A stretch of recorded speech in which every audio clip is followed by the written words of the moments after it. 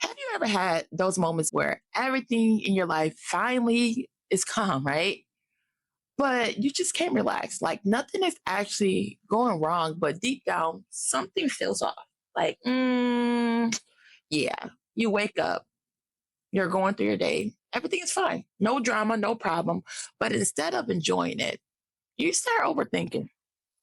You start looking for something to go wrong. You start worrying. You start thinking, wait. Did I forget something? Did I miss a sign? Is something bad about to happen? So now you're hyper aware, over analyzing every little thing, trying to predict what's coming next. And before you know it, you worked yourself up into a whole panic over something that doesn't even exist. I used to, listen, I used to do this all the time. I would sabotage my peace, second guessing my happiness and convincing myself that something is about to happen. If something good has happened, this is temporary. And guess what? This is what we're about to talk today. Why your brain and body struggles to feel safe even when nothing is actually wrong. Before we dive into that, I want to welcome back my listeners. Hi, how you doing? And I want to welcome back those who are new here. I am so happy that you're here today. And I want to introduce myself to you. Hi. I'm your host, Rose, and I am just one woman with one voice, healing and helping other women heal. This is a space where we help women feel safe in their healing journey, love themselves, and create generational healing. You're that generation what? Healing. That's what we do here. If you've been searching for a sisterhood that's judge free, supportive, and real, then you are in the right place. I would love for you to hit that subscribe button so that you never miss another episode of a Sisters Love podcast. And don't forget to join our Facebook group. It's called Sister Let's Heal Together, where we take these conversations deeper and support each other outside of this podcast. Welcome to A Sister's Love, the podcast that helps women who are healing by having those deep conversations, giving practical advice and words of encouragement. Come on, let's talk about it. In the last episode, we talked about the missing piece in our healing, right? The foundational work that so many of us skipped without realizing. And I mentioned that I would go deeper, and I made a promise, and I'm going to do that. So we're going to talk about why we never feel safe, even when nothing is going wrong. Let's start with talking about what safety actually is, because for a long time, I thought that safety just meant not being in immediate danger. I figured if I wasn't in the bad situation anymore, I should be fine, right? But that's not how it works. Our body and mind were designed to protect us. Way back in the day, safety meant one thing: staying alive. That's it. It was all about avoiding wild animals, finding shelter, and protecting ourselves from the elements. But as we evolved, so did the way that we experience danger. Now, instead of running from lions, we're running from emotional threats like rejection, abandonment, or failure. The problem is that our mind do not know the difference between physical danger and emotional danger. To your brain, a heartbreak can feel just as threatening as life or threat situation. And when that alarm system goes off, survival mode kicks in, whether you need it or not. It's going to protect you. That's why even if your environment is different now, your body might not be geared up for the impact because it remembers it's holding on to past experience, waiting for the history to repeat itself. I hope that makes sense. For me, safety isn't just about being physically okay. It's about feeling secure in who I am, feeling secure in what you need, and feeling secure in what you want. Because if you do not feel safe in those areas, it doesn't matter how much your life has changed. Your nervous system will still be preparing for the worst. It's like, bitch, I got to protect you. So if you don't feel safe in who you are, you're second guessing yourself. If you don't feel safe in what you need, you do not advocate for yourself. If you do not feel safe in what you want, you settle for less. And when your entire life has been about survival, this just feels normal. It feels right to be hyper aware, to overthink, to anticipate problems because in your mind, that's where keeps you safe. That's what? That's what keeps you safe. So why does this survival mode keeps us stuck? Why? Why do it keeps us in this thing, right? In this cycle, right? But here's where things get tricky. If you do not break out of survival mode, we'll keep living in realities that isn't real. Our mind tricks us. In the past, replaying old fears, reacting to things that ain't actually happening. And what happens, we keep getting triggered. We keep repeating patterns and we keep making decisions based on fear instead of reality because we're replaying the past. We have to teach ourselves how to reprogram our reality so that we can separate what's real from what is imaginated. Because after trauma, your perception shifts. Things that should feel normal can feel threatening, and things that are actually harmful can feel like comfort, right? For example, let's say you grew up in a house where love was inconsistent. When one moment everything was fine, and then the next you were working on eggshells.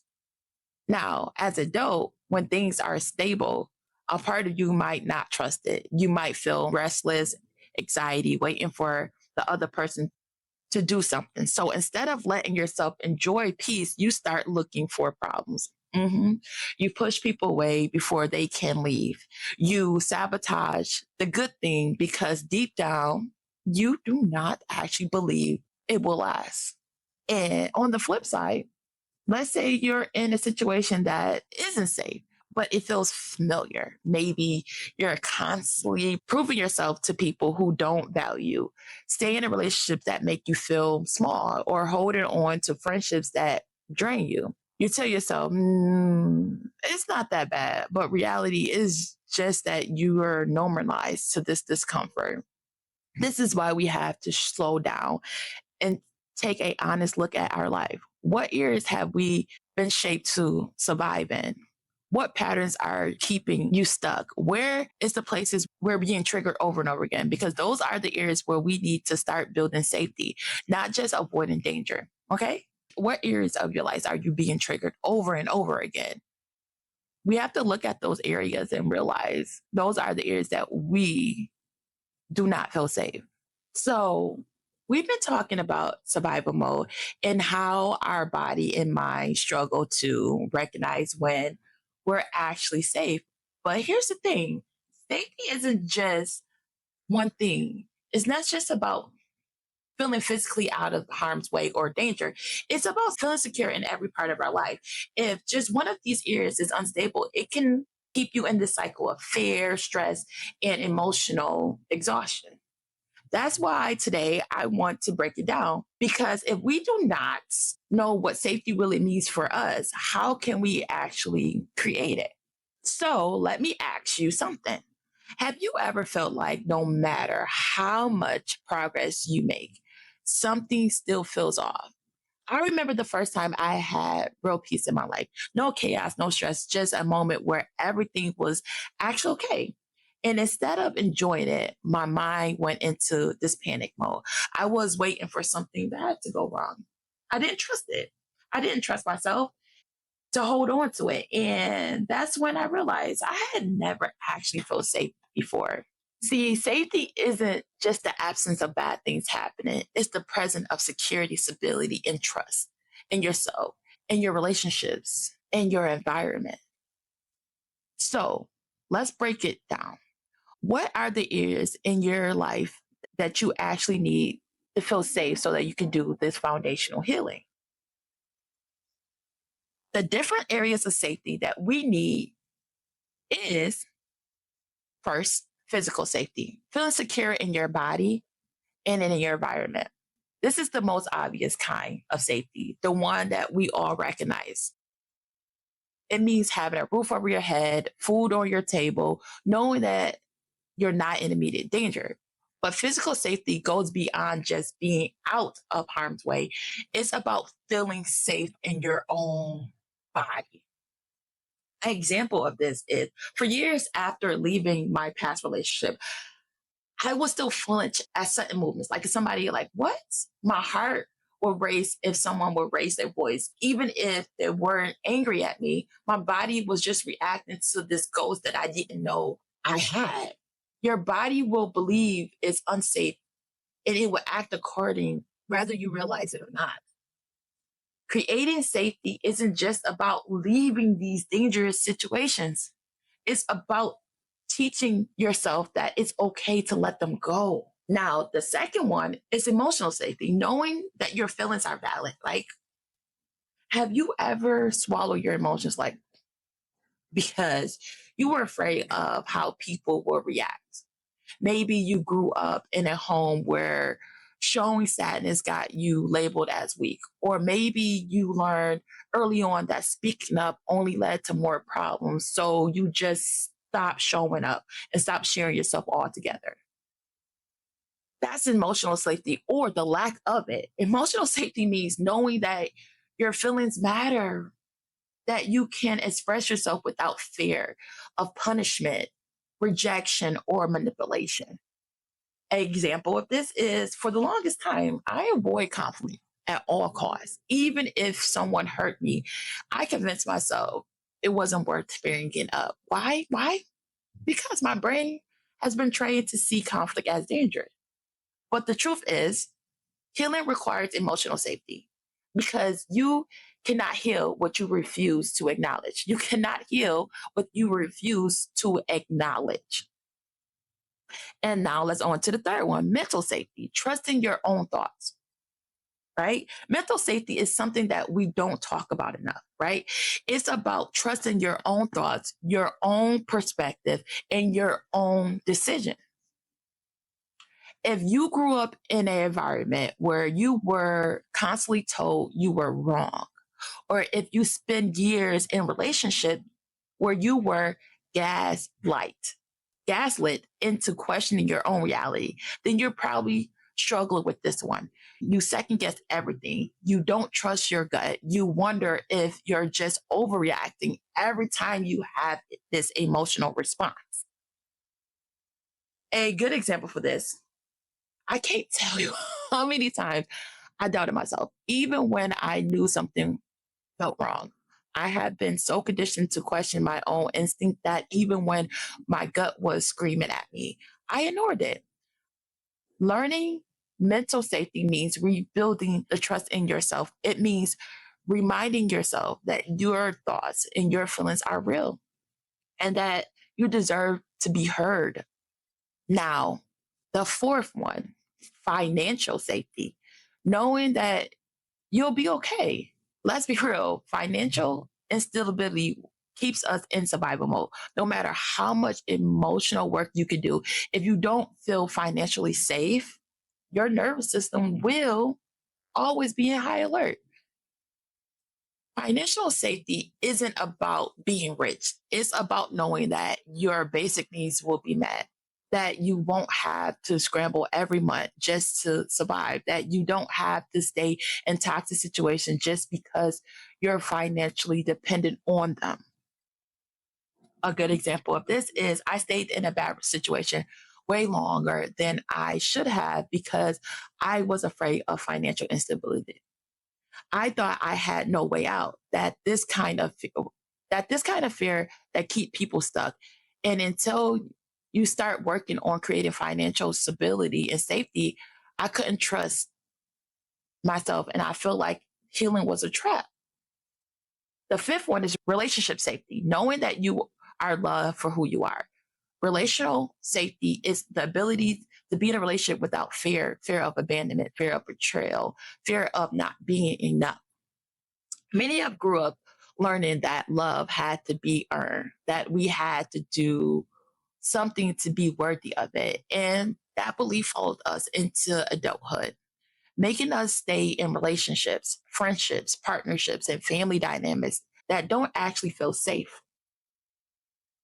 My example of this is I used to be a people pleaser. I thought that if I was easygoing, if I never asked for too much, if I always put others first, then maybe, just maybe, I'll be loved the way I want it to be. But real love isn't something that you have to earn.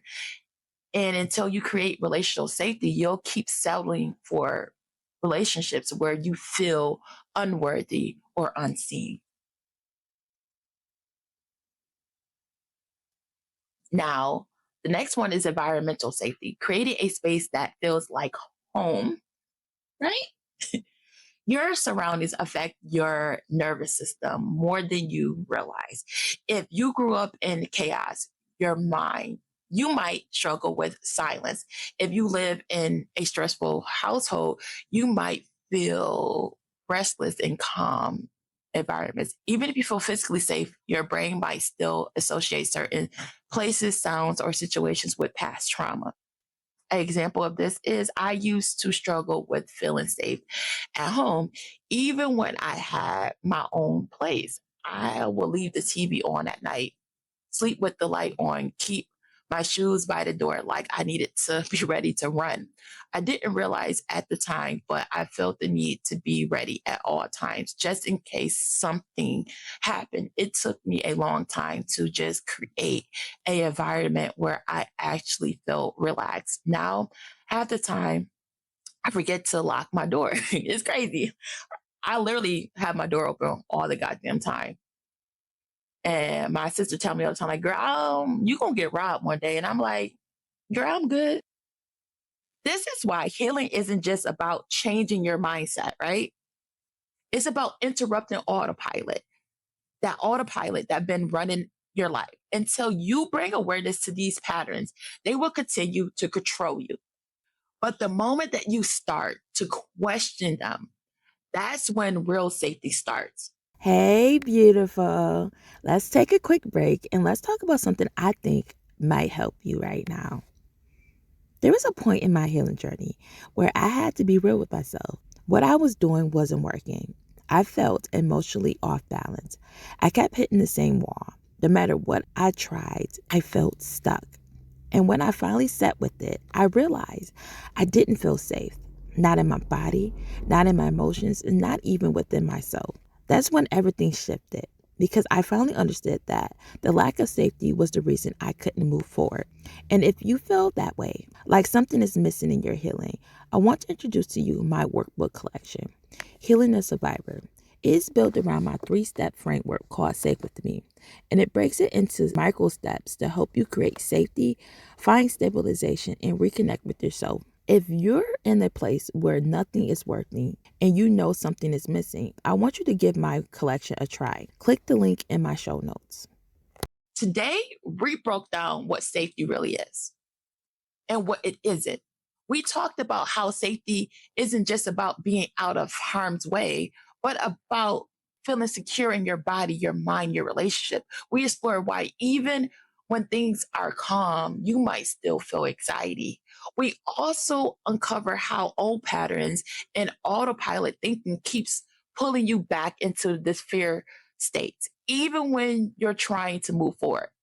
The stories that your brain has been repeating for years, stories like, I can't trust anyone, or something bad is going to happen, are not facts. They are survival response built from past experiences. And if you do not challenge them, they will continue to shape your reality.